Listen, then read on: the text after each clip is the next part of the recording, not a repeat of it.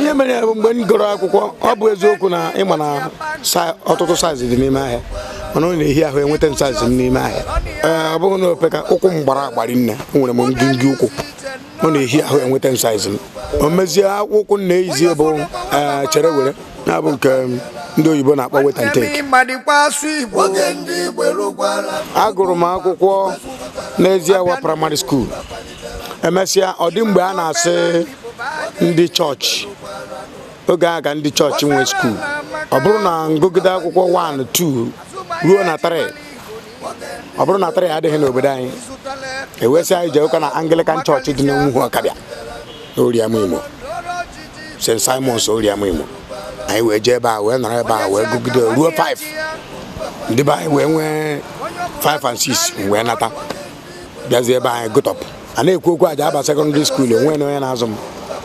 nna m nwụrụ earliest 1970 so a na-asụ ha na agha ebigo katachi efu my father nwụ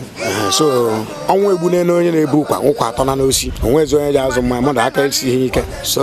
ebe a ka m si wee tụba ire ma m ejebọghị na ahịa ha m ejebọghị ejekwa na mbọghị ọ daba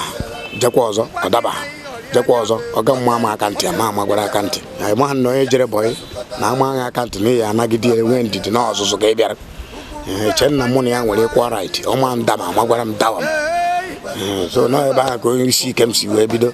ya bụ na onwe nke m aka okwere m eme wee bazie onye buru na ụmụ onye buru ahụ m bugasịrị mere na m eto ogologo ibe m na-eto otoro ogologo gụrụ m agụ mana ọ bụghị nke itofu uche nwere ụdị ogologo na-asị na itofu uche dị ka ndị ogoro ndị a toro nnukwu alagala ogologo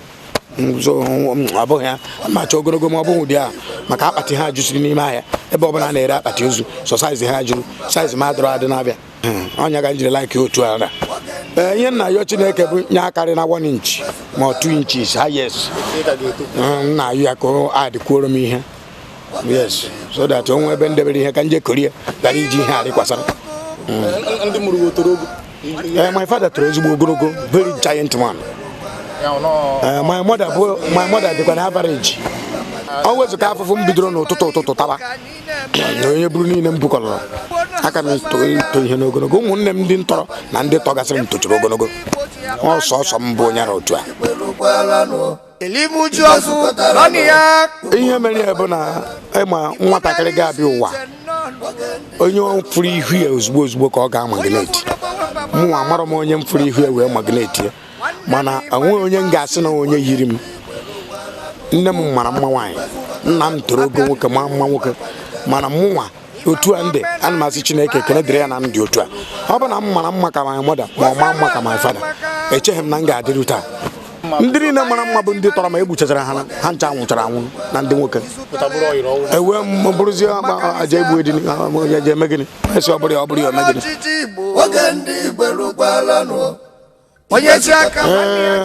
fim izizi nnatara ego na ya bụ izu agba aka nye maka etiri oge a bụ JPM onye nwaka mụ na Mike mechara the master ga-eresi ya the master onye anyị ego nya bụ first money anyị jiri go moto na-abụ akụkụ m egwu ogene na-abụ kemgbe bụ aga m eri akụ mpaghara ma eri n'ọnwụ n'ụtọ ọka na ndụ na mmanwụ n'ike de na-etikwegwa m volunteer ego m ka m na-eri obi a na-agbawa ndị ọ na-agbawa akụ mkpara ka m na-eri obi a na-agbawa ndị ọ na-agbawa o nwere gospel m tiri kịta ndị mmadụ na-eti ha ebe ka m nwere voice nje eti gospel dị egwu gospel nke ọ bụ onye ọbụla na-eti ya so gịnị dị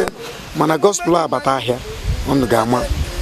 ihe dị iche na capital B na ọkpa ihe zọrọ n'ala oge edo unu anya na Chineke jiri m kwara ngwa ọrụ very soon aga m aba Bible school bụrụ pastor kwụrụ na pulpit setie crusade to every community na-eje crusade na dominating n'afọ ndị mmadụ ọnụ mmadụ a na-ada mmadụ a na-ada ihe a bụ miracle izizi m ji ebido na ka o doo unu anya na ihe na-esi nwa mkpisi bụ na arụ ya ka ọ dị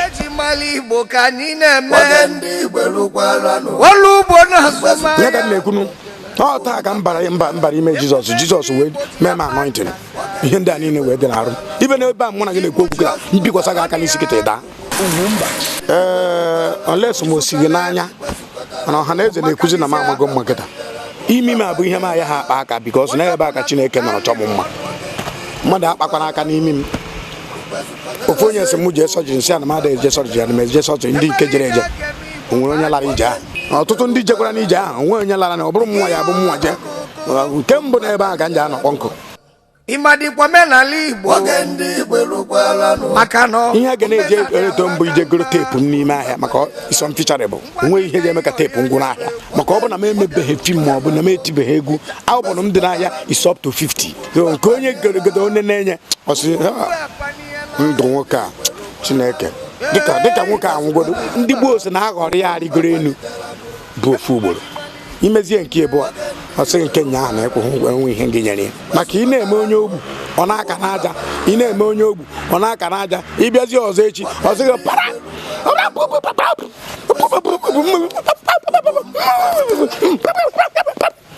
nwa nwara gị ibe Uwaezuoke ozu na ụmụaka na-enene n'ọdị egwu ụmụaka so anyị enene ha o nwere ihe gbara Chineke ghara onye ntọ ama ntara ịkwa n'ebe m nọ achacha mbọsị ha chere echiche banyere m ka ha na-enwe nsogbu yes the Lord is with me all the time mgbe niile that is why njiri sị na mma abụ pastor very soon ntapụ ọnụ kwuo na-abịa na mmezu unless ma ruo na nke onye nwere 200 naira ma 150 naira eje tọrọ ya nya bụ na-abịa tọrọ m nya bụ anataghị ihe ma ọ gafe ha na uru ha na milion ha na-akpọ anyị anata 1 naira enwekwu mpịpụ onwekwu ndị ya kọntributu ego si ka e wetara ya ha ji eme ihe ha ji eji m ha hapụ m ha sịkwana ka ha gbuo m egbuo ha gbuo m dia generation dey finish and ama agba ihe agba UGWUMBA ihe ọbụla ị na-eme gbasara nkwalite nke asụsụ na omenala Igbo ịchọ ka ọha na eze mara maka ya kpọtụrụ UGWUMBA na akara ekwentị 08034714708 ihe ndị dịka egwu ọdịnala ọfala echichi mmanwụ dị iche iche iri ji ịnwa akwa nakwa egwuregwu n'ụdị ọbụla zitere anyị ozi n'akara ekwentị 08034714708 ndewo.